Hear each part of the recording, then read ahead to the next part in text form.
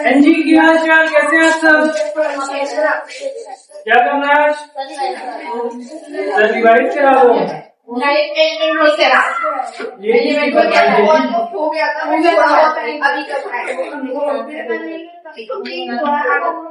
NG revision की फरमाइश किसकी है?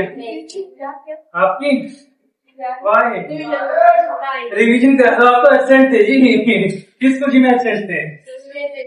हाँ बेटा बहुत ज्यादा छुट्टियां नहीं आती हो, सही लगता है आपको? एनजी बड़ी बड़ी इतनी जल्दी आने की वजह जो टाइम से 10 मिनट पहले आए हो, सर क्या कारण है? सर 5 मिनट लेट आए। नहीं, मुझे लगा 10 मिनट पहले आए हो। आपको बता दो आप तो क्यों आए हो पहले? यार क्या हो यार, पहले ये बताओ लेट क्यों आए हो? लेट क्यों आए हो? हाँ लेट क्यों आए हो? सर सर मेरे बकरी नहीं चढ़ रहे थे सीनो। मेरे सर बकरी नहीं चढ़ रहे थे, टाइम लग गया। पढ़ के आए?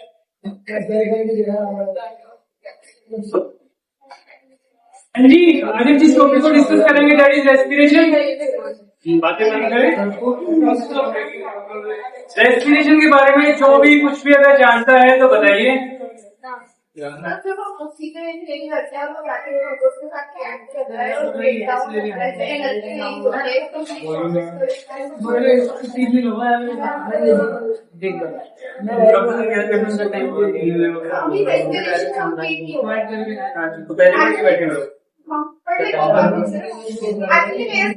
रेस्पिरेशन के बारे में बताइए कि देखो सीधी सी बात है, रेस्पिरेशन में क्या होता है? लास्ट क्लास में हमने सीखा था, लास्ट चैप्टर में बेसिकली जो केमिकल रिएक्शन एंड इक्वेशन वाला था, उसमें जब भी बच्चा स्कूल से घर आता है तो सीधी सी बात है खाना खाता है। खाने को किस फॉर्म में कंज्यूम किया जाता है? आप कोई भी चपाती या रोटी खाओगे या चावल खाओगे, उसका ब्रेकडाउन होगा कार्बोहाइड्रेट्स की फॉर्म में। ठीक है, कार्बोहाइड्रेट्स किसमें टूटेगा? किसमें ब्रेकडाउन होगा? ग्लूकोज की फॉर्म में। ग्लूकोज किसके साथ रिएक्ट करेगा? हमारी बॉडी में जो सेल्स हैं और सेल्स के अंदर जो ऑक्सीजन है उसके साथ ग्लूकोज रिएक्ट करेगा और उसके बदले में हमें क्या मिलेगी? एनर्जी मिलेगी। उसके बाद आप अदर एक्टिविटीज करने के लिए रेडी हो जाते हैं। बेसिकली ये प्रोसेस होता है, this is what we call respiration. ठीक है, the process of breaking down और ऑक्सीडेशन ऑफ फूड। एक तो ब्रेकडाउन इंक्लूड किया है टर्म में, एक ऑक्सीडेशन ऑफ फूड इंक्लूड किया है। ये कुछ ऐसी टर्मिनोलॉजी है जो साइंटिफिक टर्मिनोलॉजी होती है और इसको आपको आंसर लिखते टाइम यूज करना ही करना है। बहुत सारे बच्चे ये सोचते हैं कि जी हमें कॉन्सेप्ट आ गया और अब हम आंसर लिख देंगे, लेकिन कई बार ऐसा होता है कि आप आंसर तो लिख देते हो, लेकिन आप ये वाले टर्म्स जब तक यूज नहीं करोगे ना तो बोर्ड में टीचर आपके मार्क्स काट देगा। So these are some kind of scientific and technical terms that you have to use during your board exams. आप ऐसा नहीं करेंगे तो नंबर काटे जाएंगे और फिर आपको पता भी नहीं चलेगा। आप सोचोगे कि जी मैं तो पूरा लिख के आया था बट भी मार्क्स कट गए, बट करते हैं। ठीक है, तो अपनी तरफ से भी अगर अपनी भी लैंग्वेज में आंसर लिख रहे हो तो इस टाइप के टेक्निकल टर्म्स यूज करना ना भूलें। ठीक है, so the process of breaking down और oxidation of food to release energy. क्या रिलीज करने के लिए? एनर्जी रिलीज करने के लिए। मुद्दे की बात ऐसी है, या तो फूड का ऑक्सीडेशन होगा या उसको ब्रेक डाउन किया जाएगा, और किस चीज के लिए? एनर्जी लेने के लिए। इस प्रोसेस को रेस्पिरेशन बोला जाता है। ठीक है, या तो फूड का ब्रेकडाउन होगा या फूड का ऑक्सीडेशन होगा। किस चीज के लिए? एनर्जी गेट करने के लिए। इस प्रोसेस को हम रेस्पिरेशन बोलते हैं। ठीक है, और एनर्जी किस फॉर्म में रिलीज की जाती है? In the form of ATP. ठीक है, this is what we call respiration.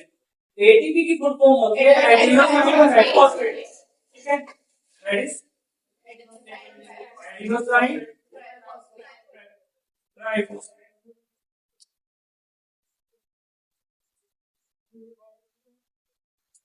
ATP का दूसरा नाम क्या है?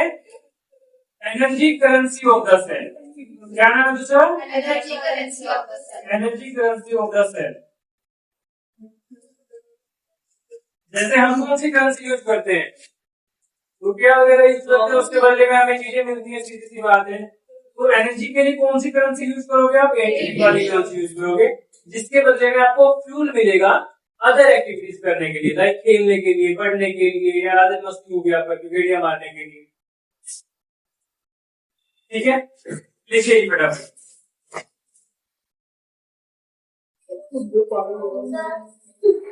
हाँ जी सर, पेन चाहिए बेटा, किसी से दे दो ना, एक्स्ट्रा पेन है किसी के पास?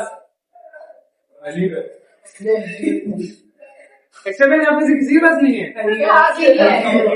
पीछे भी नहीं किसी के पास? अली के पास बेटा, कोई भी किसी के पास दे दो। अली के पास नहीं है अभी तो बोल पेन नहीं है क्लास में एक्स्ट्रा। अली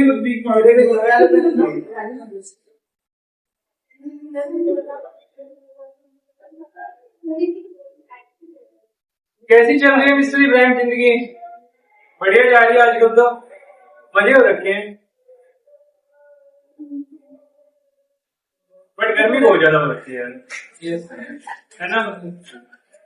तुझे एसी में करता है या बिना एसी करता है? वैसे एसी में करता है। वैसे जिम वाले बच्चे तो जनरली एसी ऑफ कर देते हैं ना, करने नहीं देते, करने देते सर चलता वहाँ पे बड़ा सैलूट है। नहीं, कई बार जब मैं जिम जाया करता ना, तो कई बॉडी बिल्डर लोग ऐसे थे, वो ना फैन मैन ऑफ कर दिया करते, एसी भी ऑफ कर दिया करते हैं। तो ठीक है, सबके अपने अपने फंडे हैं, क्या कह सकते हैं। मैं तो एक्सप्लेन नहीं करता था, साफ सी बात है, गर्मी लगती है भाई, पसीने की बदबू बहुत ज्यादा हो जाती है नहीं तो करते करते।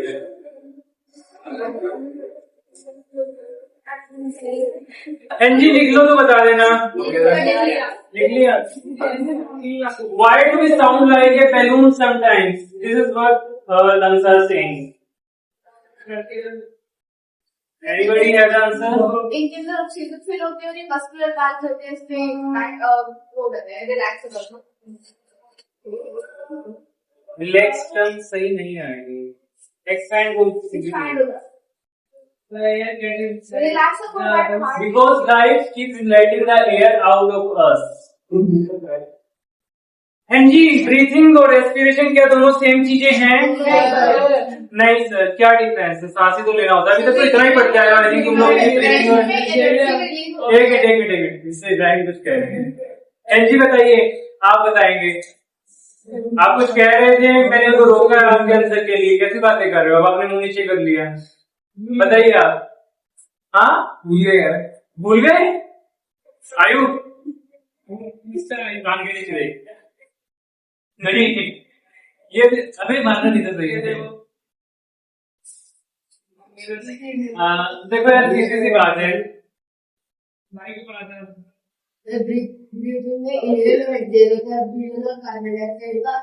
ब्रीथिंग में इनहेल और एक्सहेल होता है।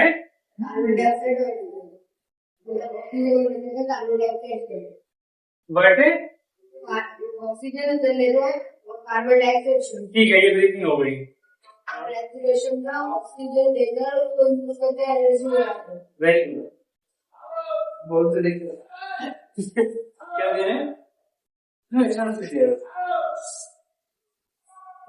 एंटी ब्रीथिंग और रेस्पिरेशन में इतना सा फर्क है, सीधी भाषा में बोले तो द थिंग इज, सांस लीजिए,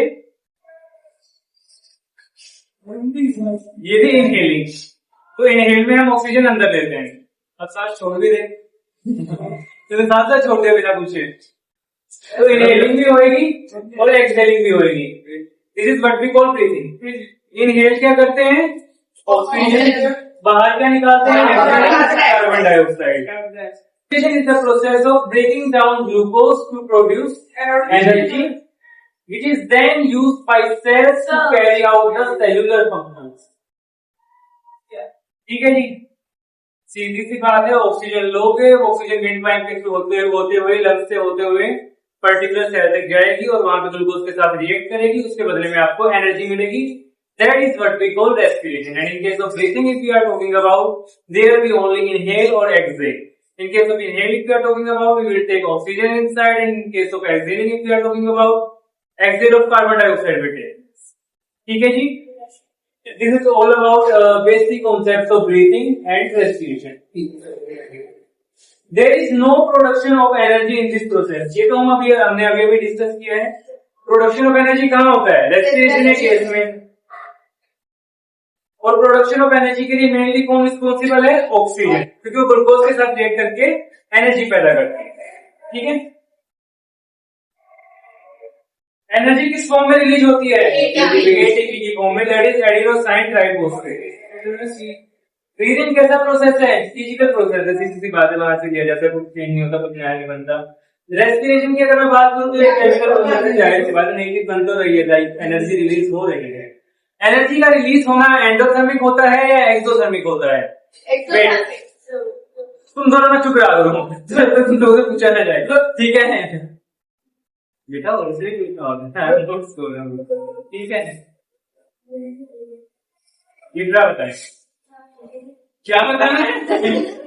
वो आंसर तक दे चुके हैं दोनों, आप कह रहे हो क्या बता रहे हैं? एक्सोथर्मिक किस चीज का आंसर दिया आपने? एक्सोथर्मिक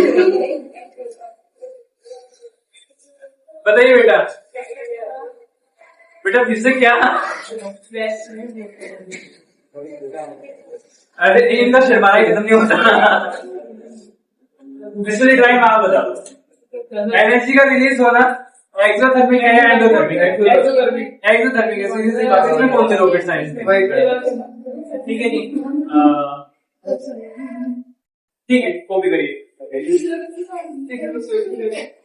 डाउट है, जैसे एक्सोथर्मिक कार्बन डाइऑक्साइड हमारी बॉडी को लेकिन एक्सोथर्मिक तो है ये, क्योंकि कार्बन डाइऑक्साइड बॉडी से बाहर निकलेंगे। सॉरी कार्बन एनर्जी का एनर्जी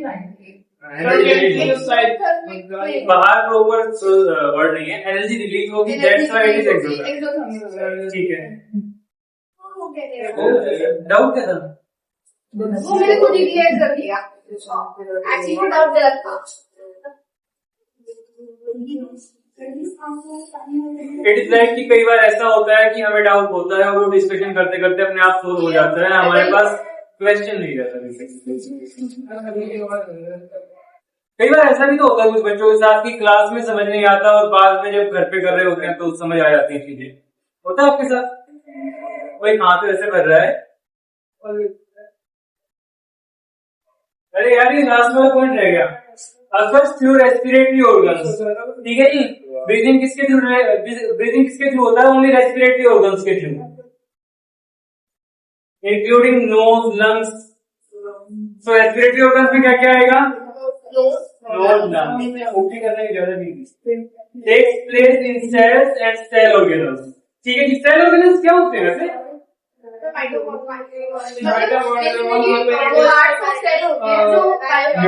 न्यूक्लियस करते हैं,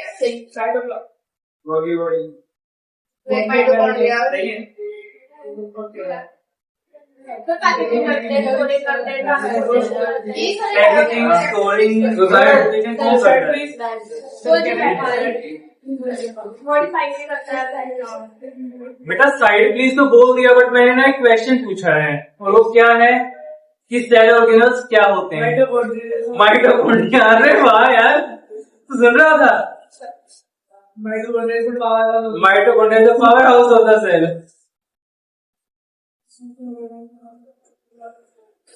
पोजीशन वगैरह में आपका फैन हो जाऊंगा। सर साइड बच्चों को सुनने से ज्यादा कॉपी करने में इंटरेस्ट है।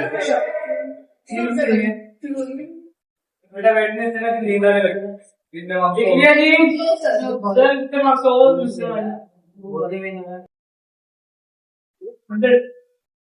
100 नहीं है, एक चैप्टर का टेस्ट है, 30 मार्क्स का होगा।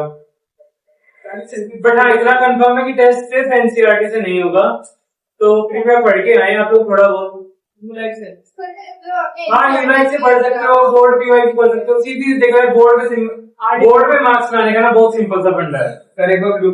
एनसीईआरटी कर लो, जुलाई बोर्ड के पीवाई की कर लो, ये दो चीजें मोर देन सफिशिएंट है। आरडी शर्मा इज लाइक जुलाई, जरूरत नहीं है उतनी, अगर बोर्ड के लिए करना है तो।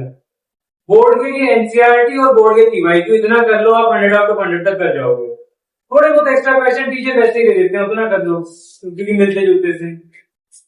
हाँ अगर आपको इन फ्यूचर आईआईटी परस्यू करना है तो कोई भी स्टैंडर्ड बुक आप ले सकते हैं, लाइक दास गुप्ता कर लो। दास गुप्ता बड़ी अच्छी बुक है, लेकिन वो सिर्फ आईआईटी वाले बच्चों के लिए है। हम क्या करते हैं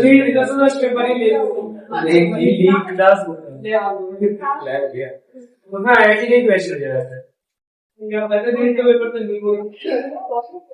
एंड जी क्या कह रहे हो? कह रहा था नीट का पेपर तो लीक हो गया। हाँ यार अभी की जून को दोबारा होगा बट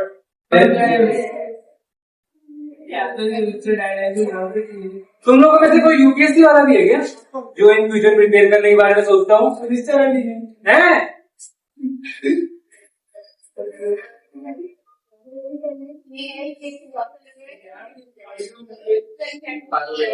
आजकल ना मैं कुछ ऐसे बच्चों से मिल रहा हूँ आजकल क्या पहले भी ऐसा होता था जनरली कि बोर्ड में जिनके अच्छे खासे मार्क्स आ रहे हैं लाइक 99%, 98%, 10th स्टैंडर्ड में और फिर उनका जो एटीट्यूड जो डेवलप हुआ है वो पॉजिटिव नहीं है, उनमें एरोगेंसी थोड़ी सी ज्यादा डेवलप हुई 99, 98 वालों में जनरली जो मैं देख रहा हूँ। और इस वजह से वो बेचारे ना आईआईटी वाले फील्ड में ये सोचे कूद पड़े हैं क्योंकि हमने 10th में 98 मार लिया था और अब हम आईआईटी भी फोड़ ही देंगे क्या आईआईटी में जाकर। तो ये चीज मैं आप लोगों को इसलिए बता रहा हूँ कि इन फ्यूचर अगर किसी के भी 98, 99% मार्क्स आते हैं तो सबसे पहली चीज ईगो नहीं आना चाहिए आपके अंदर क्योंकि जितने आपका स्कोर आया है ना 98, 99 ये लाखों बच्चों का आया हुआ और in future whether you are pursuing for IIT और you are going for NEET exam वहां पे आपके बोर्ड का स्कोर जो आपने 98, 99% मारा उसका कोई लेना देना नहीं है।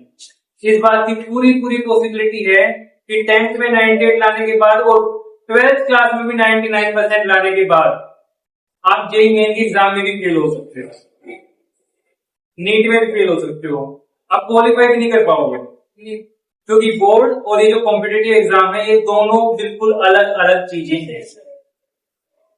आईआईटी लाइफ बहुत जबरदस्त चीज है, तैयारी करनी चाहिए लेकिन बोर्ड का स्कोर अच्छा आने के बाद आपको ईगो नहीं करना है, उस चीज की तैयारी बेटर करनी है। ठीक है जी, जैसे बोर्ड में अच्छा स्कोर आ गया आपको आईआईटी परस्यू करना है, बेहतर क्वेश्चन करिए, कॉम्पिटिटिव एग्जाम की बुक ले आइए और बेहतर क्वेश्चन करते रहिए।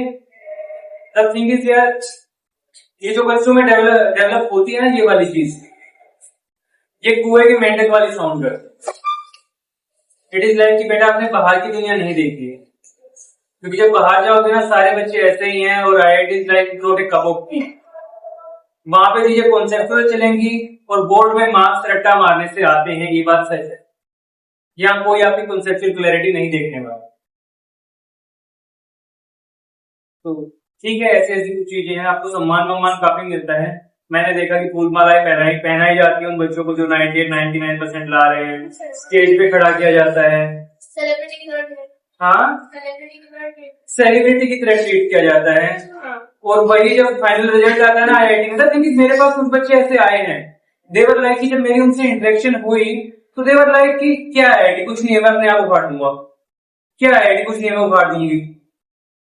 इस एस्पेक्ट के साथ बच्चे आ रहे हैं 98, 99% वाले 10th वाले, और जब उनको 11वीं के कम से कम मेरा ये मानना है कि दिसंबर तक का टाइम है, दिसंबर जनवरी के बाद जो उनका एटीट्यूड टूटता है ना तब उनको जिंदगी समझ में आती है कि बेटा आईआईटी अलग चीज, आप 12th में 99 मार सकते हो, 10th में 99 मार सकते हो बोर्ड में, बट आईआईटी और नीट में नहीं मार सकते, वो अलग चीज है।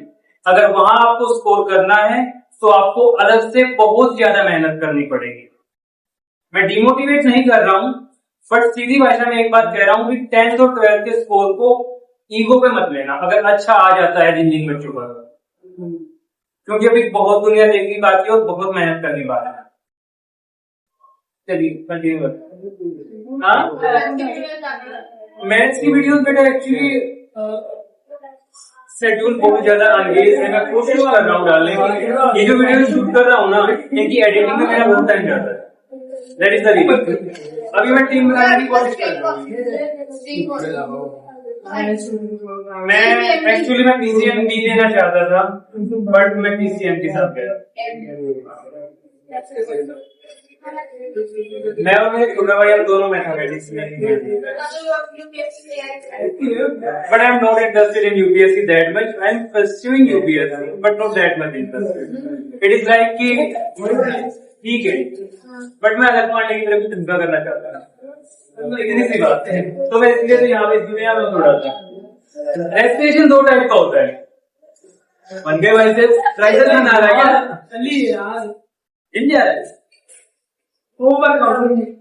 रेस्पिरेशन दो टाइप का होता है, aerobic respiration and anaerobic respiration. Aerobic respiration in the presence of oxygen process होएगा, anaerobic respiration if I am talking about in the absence of oxygen process होएगा, ठीक है। और एब्सेंस ऑफ ऑक्सीजन में और अनएरोबिक रेस्पिरेशन में जो process होता है उसके दो टाइप हम यहाँ पे डिस्कस करेंगे, ठीक है। एक में तो लैक्टिक एसिड की फॉर्मेशन होगी और एक में इथेनॉल की फॉर्मेशन होगी।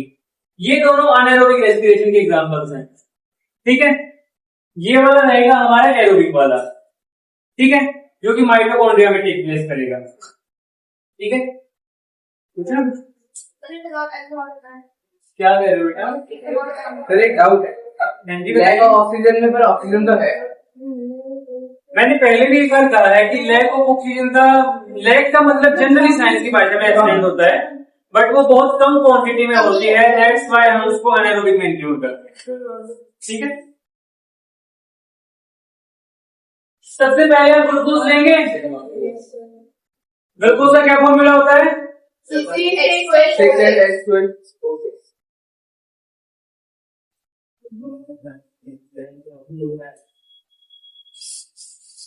साइटोप्लाज्म में रिएक्शन होगी, ठीक है, और ग्लूकोज से सीधा क्या बनेगा? पायरुवेट, यानी कि ग्लूकोज 6 कार्बन मॉलिक्यूल से 3 कार्बन मॉलिक्यूल में ब्रेक डाउन हो जाएगा साइटोप्लाज्म में, ठीक है जी। उसके बाद जो मिस्टर पायरुवेट है, पायरुवेट सबसे पहले ढूंढते हैं कि ऑक्सीजन कहाँ है, ठीक है। 3 कार्बन मॉलिक्यूल ग्लूकोज को टूट के तो बना हुआ है, एज्यूम नहीं कर पा रहे कि कैसा कुछ दिखता है, जैसे कार्बन के ग्लूकोज के बारे में एज्यूम कर पा रहे हैं, थोड़ा बहुत ऐसा कुछ सीन है। बस इतना ध्यान रखो कि यहाँ 6 कार्बन मॉलिक्यूल है, यहाँ 3 carbon molecule. Glucose 6 carbon molecule है, 6 कार्बन मॉलिक्यूल ब्रेक डाउन होगा 3 कार्बन मॉलिक्यूल में, तो ग्लूकोज से सीधा क्या बनेगा? पायरुवेट। कहाँ है? साइटोप्लाज्म में। उसके बाद पायरुवेट से क्या, इससे पायरुवेट क्या सर्च करेंगे? ऑक्सीजन। ऑक्सीजन कहाँ होगी? माइटोकॉन्ड्रिया में। तो इन द प्रेजेंस ऑफ ऑक्सीजन यहाँ पे रिएक्शन होगी, और जब भी ऑक्सीजन की प्रेजेंस में रिएक्शन होती है, ग्लूकोज का ब्रेकडाउन होता है, तो ग्लूकोज के साथ जब ऑक्सीजन मिलती है तो क्या रिलीज होता है? एनर्जी। बेटा एनर्जी, एनर्जी रिलीज होगी। कितनी बार रेस्पिरेशन प्रोसेस डिस्कस करते हैं, तो एनर्जी रिलीज होगी, ठीक है। उसके अलावा क्या क्या निकलेगा? कार्बन डाइऑक्साइड और वाटर, ठीक है। So in case of in presence of mitochondria, carbon dioxide, water and energy will be the main product, ठीक है। बेटा खड़े हो जाओ, फिर जाओ जल्दी, फास्ट, बिल्कुल पीछे पीछे खड़े हो भाई, क्या अगेन ग्लूकोज का ब्रेकडाउन होगा पायरुवेट में, अब प्रोसेस टेक प्लेस करेगा अनाएरोबिक रेस्पिरेशन में, ठीक है। अब पायरुवेट सबसे पहले क्या सर्च करेगा? Oxygen. The thing is oxygen इसको मिल नहीं रही है अभी, ठीक है। तो सबसे पहले आप कहाँ जाएगा? ये अभी साइटोप्लाज्म में ही रहेगा, साइटोप्लाज्म में ही रहेगा, लेकिन यीस्ट की प्रेजेंस में रिएक्शन होनी है। अब यीस्ट के पास तो ऑक्सीजन होती नहीं है। यीस्ट क्या है? बेसिकली पंजाई है,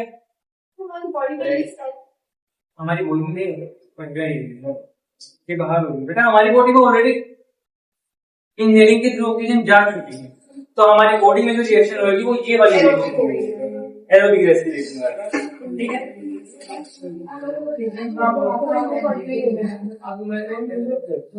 जैसे लिखा है ये सब चीजें ये माइटोकॉन्ड्रिया का हो रहा है, ठीक है, मतलब एनिमल्स, ठीक है। प्लांट्स कौन सी गैस लेते हैं? कार्बन डाइऑक्साइड लेते हैं, तो वहां तो ये वाला प्रोसेस नहीं होगा, प्लांट में तो नहीं हो रहा है, ये एनिमल्स में हो रहा है। इनके अभी अगले वाले की बात करेंगे। कार्बन डाइऑक्साइड नहीं हो रही है, कार्बन डाइऑक्साइड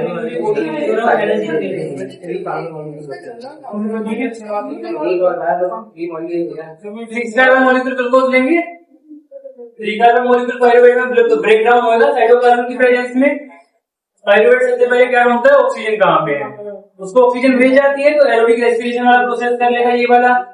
अगर ऑक्सीजन नहीं मिलती है तो हमारे पास 2 प्रोसेस बचते हैं, एक तो लैक ऑफ ऑक्सीजन में और दूसरा एक्सटेंस ऑफ ऑक्सीजन में। एक्सटेंस ऑफ ऑक्सीजन में ये वाला प्रोसेस होगा, जिसमें एथेनॉल बनेगा, कार्बन डाइऑक्साइड रिलीज होगी और एनर्जी रिलीज होगी, ये होगा यीस्ट, जिस बेसिकली क्या होता है फंजाई, ठीक है।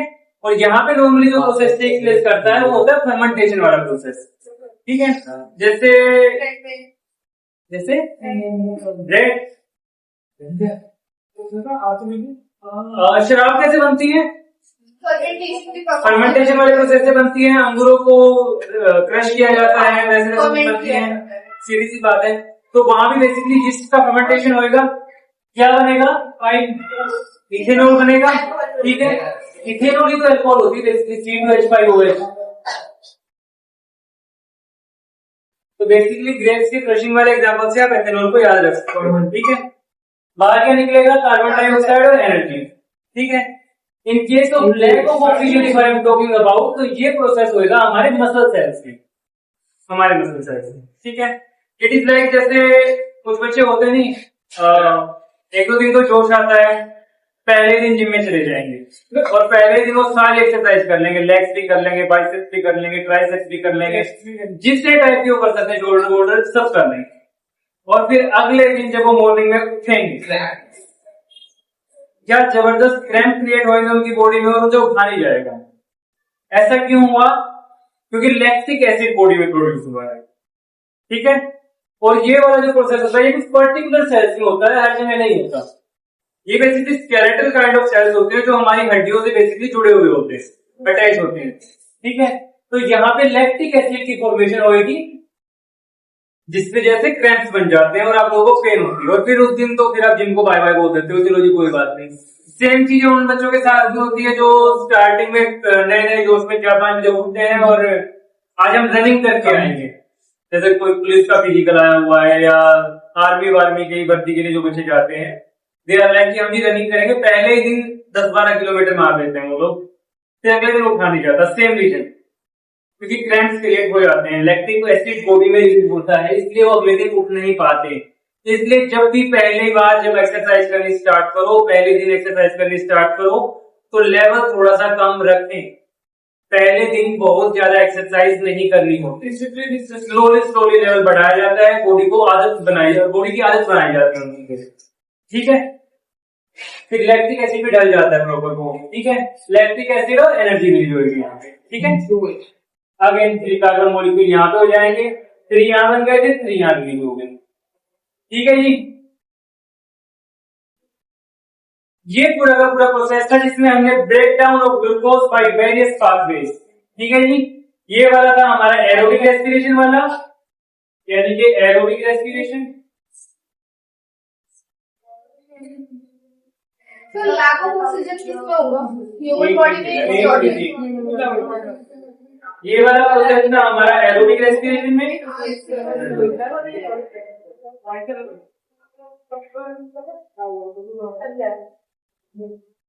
और ये वाले दोनों आएंगे अनएरोबिक रेस्पिरेशन में।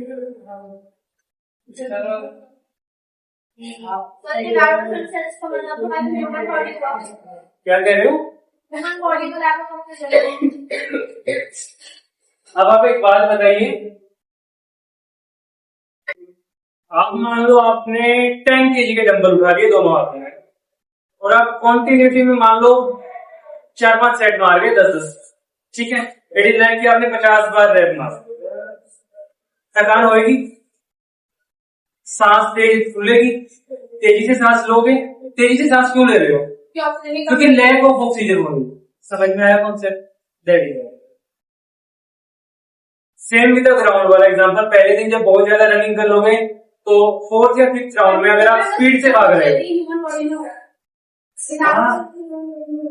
बेटा तो मैंने आपका एग्जांपल दिया है,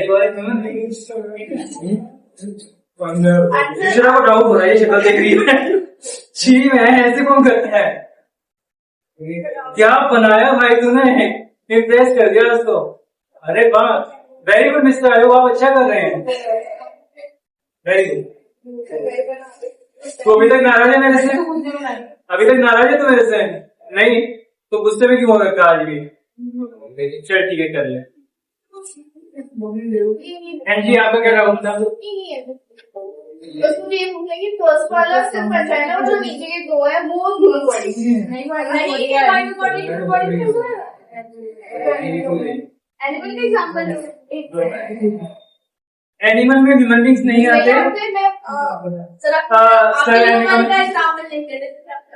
बेटा ह्यूमन बींग्स एनिमल नहीं है। हिंदी में सॉरी एक सोशल साइंस नाम की बुक आती है, उसमें स्पष्ट शब्दों में लिखा होता है कि मानव एक सामाजिक प्राणी है। Man is a social animal. ऐसा कुछ पढ़ा है आपने? तो हैंड्स रूल आदमी भी जानवर है, एनिमल है। जानवर कहना अच्छा नहीं लगता। शिकार पे देख पहले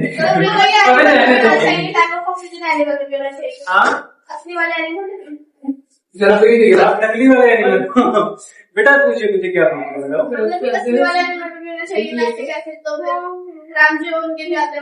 हाँ तो उनको भी आते हैं। मैंने आपको एग्जाम्पल ह्यूमन बींग्स का इसलिए दिया है क्योंकि ह्यूमन बींग्स एग्जाम्पल से आपको समझाना आसान है। तो आपका जो ऑक्सीजन से फंजाएगा होता है, ऑक्सीजन और इसमें फंजाएगा एग्जाम्पल मैंने इसलिए लिया है क्योंकि फर्मेंटेशन वाला प्रोसेस होता है, चीजें नॉन डिफॉर्मेशन होती है। बेटा फर्मेंटेशन हो रहा है यहाँ पे, ये ह्यूमन बॉडी में कैसे हो जाएगा? हाँ ये दोनों ह्यूमन बॉडी में हो जाएंगे। हाँ ठीक है, ये दोनों ह्यूमन बॉडी में हो सकते हैं, ठीक है, लेकिन ये एनिमल बॉडी में भी होंगे because human is also animal. ठीक है, और ये वाला प्रोसेस टेक प्लेस करेगा जिसमें जो कि फंजाई होता है। ठीक है,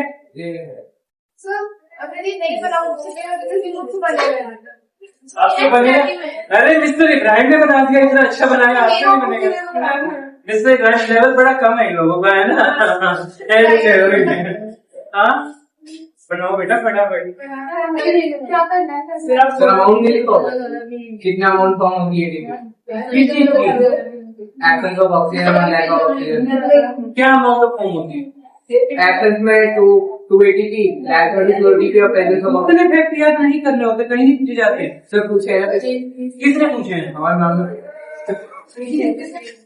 कितना ठीक नहीं जाना है, कितने अमाउंट ऑफ एटीपी रिलीज हो रहा है, ये क्वेश्चन आई डोंट थिंक कहीं भी पूछा गया। हमारा एक क्वेश्चन था पेपर में 3 मार्क्स का फ्लो चार्ट बनाना था पूरे में, और स्कूल का पेपर था ना, बोर्ड में नहीं पूछा गया ना, टेंशन मत लो, नहीं पूछा जाएगा। ठीक है, बट फिर भी अगर आपको फैक्ट चाहिए मैं गूगल सर्च करके आपको दे दूंगा, क्योंकि इतने फैक्ट हम नॉर्मली क्यों ही याद करेंगे? कॉन्सेप्ट के हिसाब से चलो, don't go with the fact. Buildup of lactic acid in our muscles during sudden activity causes cramps.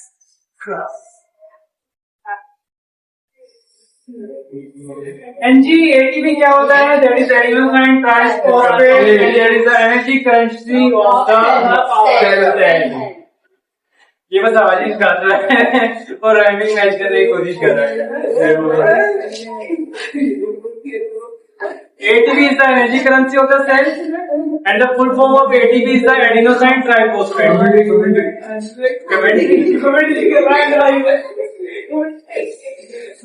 ATP is the energy currency of the cell for most cellular process. Energy released during the cellular respiration is immediately used to synthesize a molecule called ATP. जो आपने oxygen inhale की थी ना नाक के through और wind pipe के through जाके जो पर्टिकुलर सेल तक पहुंच गई थी, उसने जब ग्लूकोज के साथ रिएक्ट किया तो उसने एनर्जी रिलीज कर दी और उस एनर्जी ने क्या किया? एटीपी वाला मॉलिक्यूल बना दिया। कहाँ है? ये मॉलिक्यूल बना दिया जिसको आपने एटीपी बोला। ठीक है, और इसका यूज क्या हुआ? Which is use to fuel all other activities in the cell. इसने क्या किया? आप जो भी एक्टिविटी कर रहे हो, हंस रहे हो, खेल रहे हो या जो बातें कर रहे हैं, ठीक, उसने आपको फ्यूल दे दिया उसी। तो फ्यूल देने का काम किसने किया? एटीपी ने। वो यार सिर्फ फ्रेंड नहीं आया, वो राइट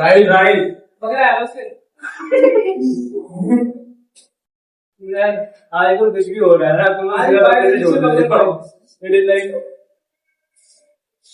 देखो बेटा, ATP is the energy currency of the cell. जैसे हमारी करेंसी रुपया होती है जिसके बदले में हम कुछ भी खरीद बेच सकते हैं, तो सिमिलरली एटीपी किसकी करेंसी है? एनर्जी करेंसी बोलते हैं। ठीक है, energy released during the cellular respiration is immediately used to synthesize the molecule called ATP. ये कौन से वाली एनर्जी है? जो आपने ऑक्सीजन इनहेल की है विंड पाइप से होते हुए पर्टिकुलर सेल तक गई है और उसने ग्लूकोज के साथ रिएक्ट किया है, और वो जो एनर्जी रिलीज होगी उस एनर्जी के रिलीज होने के बाद एक मॉलिक्यूल बनेगा जिसको आप एटीपी बोलोगे, और वो मॉलिक्यूल जो एटीपी का होगा वो आपको फ्यूल देगा एक्टिविटी करने के लिए। ठीक है, जैसे मान लो बस में फ्यूल भरा जाता है, बाइक में फ्यूल भरा जाता है, उसको रन अप करने के लिए, उसको उसकी एक्टिविटी कराने के लिए, ऐसे ही ह्यूमन बॉडी में एटीपी फ्यूल देता है। ठीक है, तो उसके बाद आप अदर एक्टिविटी कर पाते हो, जैसे वो भी व्हीकल कर पाता है। ठीक है, right. In this process, ATP is broken down. ATP broken down होएगा, giving rise to fixed amount of energy. आपको particular amount of energy मिल जाएगा, क्यों दे रहा है ATP आपको? Which can derive the endothermic reaction taking place in the cell. Endothermic reaction क्या होती है? जिनमें एनर्जी एब्जॉर्ब होती है। ठीक है, करिए एनजी बेटा आप बताएंगे इस बार एटीपी का क्या क्या फंक्शन है? क्या नाम है आपका? शिफा। ठीक है बेटा, बताइए क्या क्या फंक्शन है? आप पहली बार फंसे हो है ना? बताइए क्या। कोई बात नहीं, नेक्स्ट टाइम रेडी रहना, आपसे पूछा जाएगा। ठीक है, एनजी आप बताइए। 1 मिनट पहले लिखोगे। Okay okay okay. मिस्टर साहब आप बताइए एटीपी क्या? अभी 1 मिनट। ओके ओके, मैं लड़कियों की तरह सुन लेता हूँ, लड़कों को तो घुसट पड़ते समझ में आएगा। तुम लोग सीधे बताओ। ये भी इज्जत उम्मीद कर रहे हैं मेरे से कि वहां पे भी इज्जत मिलेगी, पूरी पूरी होगी। I mister Ibrahim. Yes sir. Mister साहब जो है वो रेस्पेक्ट एक्सपेक्ट कर रहे हैं, मिलनी चाहिए। हाँ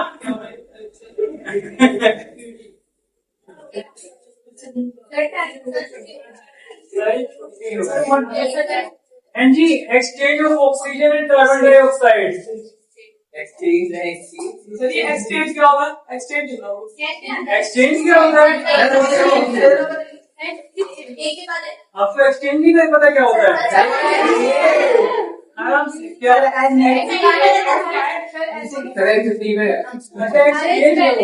सॉरी,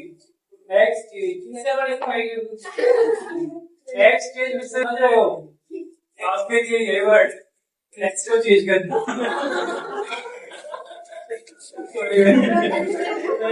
सॉरी एक्सचेंज। सॉरी कि आपको याद नहीं था, बट मैं क्या ये वर्ड देख के आपकी शक्ल याद आ गई मेरे को। अरे यार मैं एक्सचेंज कर दूं आज को, exchange of oxygen and carbon dioxide. आप ही सबसे ज्यादा उंगली उठा रहे थे, मैं क्या करूं? आपने उठाई ना सबसे ज्यादा उंगली। क्या सर? एक्सचेंज को तो ठीक है।